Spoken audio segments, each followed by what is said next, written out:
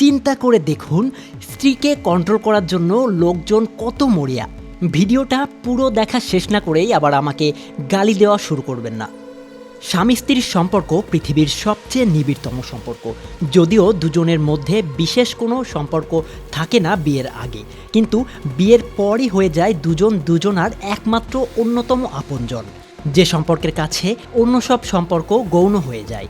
এত যেখানে আন্তরিক সম্পর্ক, মধুর সম্পর্ক, যেখানে শুধু মধুরতা বিরাজ করবে প্রেম, ভালোবাসা, শান্তি, প্রশান্তি, কিন্তু সেখানেই কেন দুজনের মধ্যে এত অশান্তি? কখনো কখনো কলহ শেষ হচ্ছে খুনোখুনিতে, কখনো বা দুজনের মধ্যে সেপারেশন হচ্ছে। কিন্তু কেন?